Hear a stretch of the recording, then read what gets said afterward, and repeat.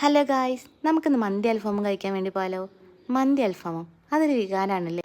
എൻ്റെ ഫേവറേറ്റ് ഫുഡിലൊന്നാണ് മന്തി അൽഫാമും. എനിക്ക് ഭയങ്കര ഇഷ്ടമാണ് കേട്ടോ. ഞങ്ങൾ 3 പേരല്ല, ഞങ്ങൾ 4 പേരാണ് കേട്ടോ ഒന്ന് ഫുഡ് കഴിക്കാൻ വേണ്ടി പോണേ. വീട്ടിലൊരു ഗസ്റ്റ് വന്നിട്ട്, ആരാന്നല്ലേ, എൻ്റെ സ്വന്തം അനിയത്തി.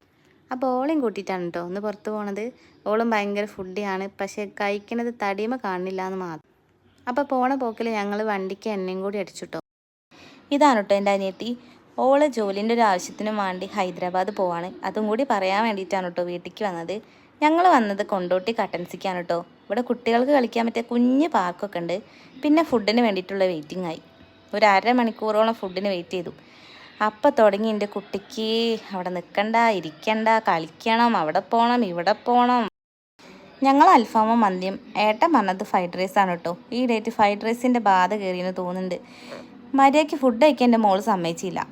അതുകൊണ്ട് കുറച്ച് ഫുഡ് കഴിച്ച് ബാക്കി ഞാൻ ഓളെ പാർക്കിലൊക്കെ കൊണ്ടുപോയിട്ടാണ് പിന്നീട് വന്ന് കഴിച്ചത് കേട്ടോ.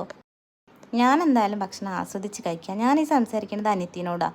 ഓൾക്ക് തലവേദന ഒക്കെ എടുക്കണമെന്ന് പറയാം ഓള്. അപ്പം ഞാൻ എന്തായാലും ഫുഡ് കഴിക്കട്ടെ എന്ന് ഞാനും.